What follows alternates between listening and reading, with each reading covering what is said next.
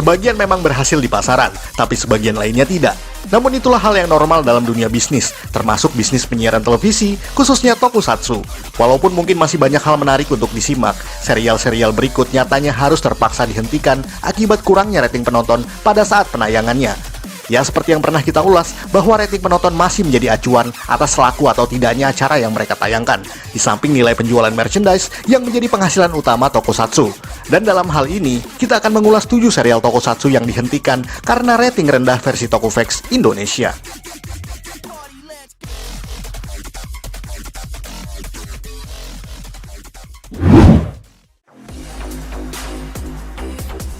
Silver Kamen. Kita pernah mengulas hal ini dalam episode Kyodai Hero yang mirip Ultraman. Dan seperti yang mungkin teman-teman sudah saksikan, bahwa serial produksi Senkosa ini memang memiliki elemen yang menyerupai pahlawan raksasa karya Suburaya Production tersebut. Hanya saja Silver Kamen bisa bertarung dalam wujud manusia normal dan juga raksasa, mirip dengan konsep Ultra Seven. Dan benar saja, sebagian besar kru yang dipekerjakan oleh Senkosa adalah mereka yang pernah bekerja untuk produksi Ultra Seven, seperti Sozo Uehara sebagai penulis dan juga director yang bernama Akiyoji Soji, dengan harapan bahwa serial ini bisa mendulang kesuksesan yang sama seperti Ultraman terbaik sepanjang masa tersebut.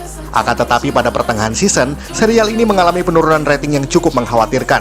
Maka dari itu pihak Senkosa dengan terpaksa mengganti sebagian besar staf produksinya dengan para anggota baru. Agak susah mencari data lebih lanjut tentang siapa saja pihak yang menggantikan staf lama.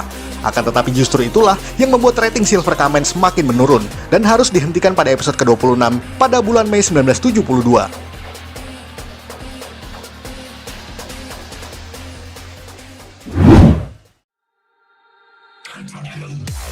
Kamen Rider Amazon. Season keempat dari Showa Kamen Rider ini juga tidak lepas dari masalah serupa. Seperti yang pernah kita ketahui, bahwa Amazon merupakan ide baru yang cukup fresh di franchise ini, yakni tidak lagi bertema serangga dan tidak berbasis teknologi cyborg modern, melainkan seorang rider dari pedalaman hutan Amazon yang diubah menjadi rider mistis menggunakan gelang gigi. Ya, satu lagi elemen baru di mana rider ini tidak berubah menggunakan belt seperti sebelum-sebelumnya. Adegan pertarungannya pun bisa dibilang sangat sadis, sebab semua monster yang dikalahkan oleh Amazon, baik dengan sabetan ataupun gigitan, akan memunculkan cipratan darah yang sangat banyak. Ya, walaupun harus kita akui, darah yang dikeluarkan nyaris tidak menyerupai darah asli. Namun elemen barusan merupakan yang paling jadi sorotan bagi banyak penonton, dan dikhawatirkan akan membuat anak-anak menjadi ketakutan. Dan karena itulah Amazon hanya meraih 16,7% dari seluruh rating penonton pada tahun 1974 hingga 1975. Dan dengan terpaksa harus dihentikan pada episode ke-24, menjadikannya sebagai serial Kamen Rider dengan episode paling sedikit sepanjang masa. Akan tetapi serial ini justru mendapat pujian dari penonton di era modern, dan menganggap bahwa Amazon merupakan ide kreatif yang belum siap diterima oleh audiens di era 70-an. Maka dari itu pada tahun 2016, serial ini dibuat versi reboot yang diberi judul Kamen Rider Amazons. Tentu saja dengan nuansa yang jauh lebih dewasa, jauh lebih dark, dan juga jauh lebih sadis.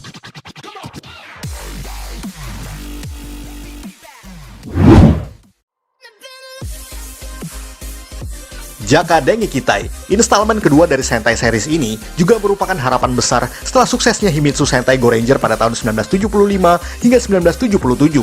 Dengan elemen cyborg dan agen rahasia, serta nuansa ala drama kepolisian yang pada era tersebut sangatlah populer, Jaka memang merupakan ide segar untuk suguhan acara tokusatsu pada era 70-an. Awalnya, serial ini memang beranggotakan 4 orang saja, akan tetapi pada episode ke-23, mereka kedatangan anggota baru yang bernama Sokichi Banba, atau disebut sebagai Big One. Banba pun tidak sekedar mengambil posisi sebagai mentor yang sebelumnya dipegang oleh Joker, akan tetapi juga menjadi leader baru dalam series ini. Ide ditambahkannya tokoh baru ini juga merupakan kiat untuk mengganti nuansa Jaka yang sebelumnya terlalu dark dan juga dewasa, sehingga perlu dianggap adanya penyesuaian untuk penonton anak-anak yang memang dirasa terlalu awam untuk memahami drama kepolisian yang ada di serial ini. Namun sayangnya semenjak kedatangan Banba, serial Jaka berubah drastis dan menjadi terlalu fokus pada Ranger putih tersebut, sehingga 4 orang anggotanya seakan dianaktirikan dan kurang menjadi sorotan. Dan karena hal itulah rating penontonnya terus mengalami penurunan dengan rata-rata hanya mendapat 9,8%, jauh lebih rendah dari Goranger yang sebelumnya bisa mencapai angka 16,1%. Dan karena itulah, Jaka harus dihentikan pada episode ke-35, menjadikannya sebagai Sentai dengan episode terpendek yang pernah ada.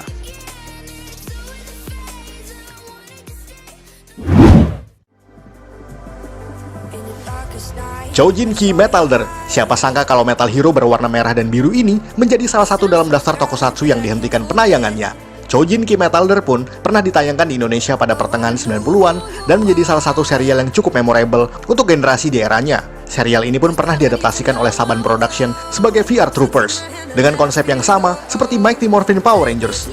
Tidak seperti sebelum-sebelumnya, Metalder memberikan nuansa yang lebih dewasa dan juga dark, di mana Metalder sendiri merupakan cyborg yang diciptakan oleh Dr. Koga pada tahun 1945, yang dimaksudkan sebagai senjata rahasia Kekaisaran Jepang untuk perang di Pasifik. Akan tetapi, baru dibangkitkan pada 42 tahun setelahnya, karena adanya penyerangan dari God Neros. Maka dari itu banyak adegan-adegan sadis dan juga isu-isu berat yang ditanamkan pada serial tersebut, di mana lagi-lagi penonton anak-anak masih belum siap untuk tayangan semacam ini. Dan oleh sebab itulah, rating serial penonton Metalder mengalami penurunan seiring waktu berjalan, sehingga dengan terpaksa Toei Company harus menghentikan penayangannya dan hanya menghasilkan 39 episode saja. Dan sekali lagi, menjadikan serial ini sebagai season terpendek pada franchise-nya. Walaupun harus kita akui, serial Metalder ini masih cukup seru untuk disimak meskipun sudah lebih dari 30 tahun yang lalu.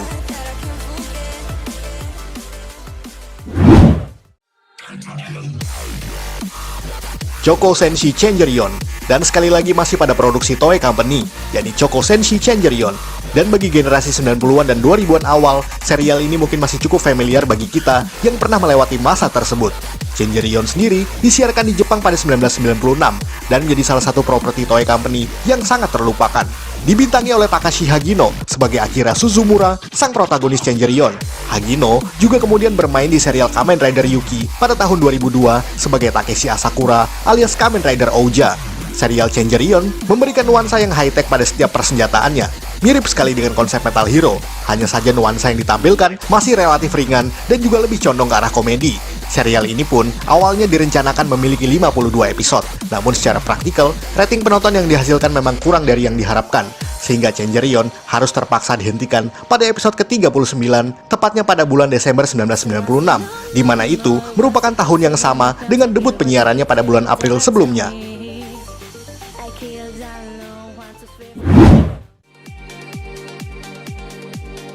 Ultraman Nexus, dan ternyata Ultra Series juga punya kasus serupa, di mana harus menghentikan salah satu season yang sedang berjalan karena masalah rating.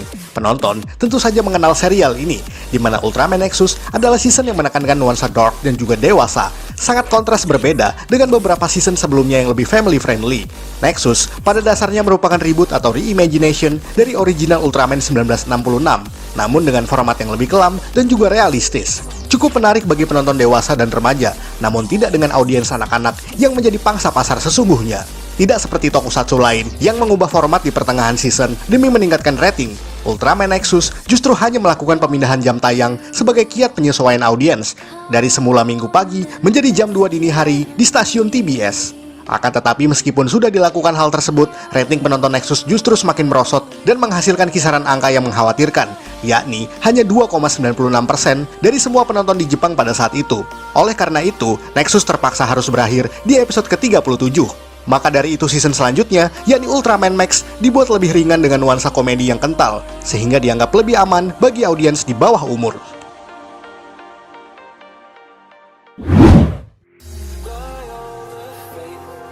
Chosei Kantai Caesar X. Tidak selamanya tokusatsu bernuansa dark yang mendapat rating rendah. Season komedi seperti Caesar X ini justru kebalikan dari yang lainnya, di mana lebih condong ke arah ringan dan juga komedi. Caesar X merupakan installment ketiga dari franchise garapan Toho dan Konami tersebut. Berbeda dengan Grand Caesar dan juga Justy Risers, di mana menekankan unsur realistis dan juga lebih serius. Di season tahun 2005 ini, lebih cenderung menampilkan nuansa fiksi ilmiah serta fantasi ala tokusatsu kebanyakan, sehingga dinilai lebih cocok untuk penonton muda, apalagi lengkap dengan unsur komedi barusan. Akan tetapi, meskipun sudah dibuat sedemikian ringan, penonton nampaknya belum siap dengan perubahan yang dilakukan Toho atas nuansa serial ini, sehingga lagi-lagi rating yang dihasilkan juga mengalami penyusutan, dengan rata-rata hanya menghasilkan 3,73%, yang artinya lebih kecil dari dua serial sebelumnya, di mana Justy Risers masih bisa menghasilkan 4,2%, dan Grand Caesar yang paling tinggi dengan 4,8%. Dengan demikian, serial ini harus dihentikan pada episode ke-38, sekaligus menjadikannya sebagai season terakhir dari Chosei Shin Series.